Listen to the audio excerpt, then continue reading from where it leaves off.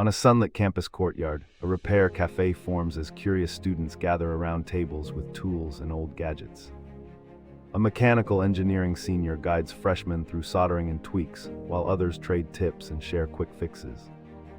Professors offer ethics and sustainability insights, turning repairs into lessons about resourcefulness and community. Word spreads across dorms and clubs, and volunteers mentor peers from different majors, turning broken devices into learning moments.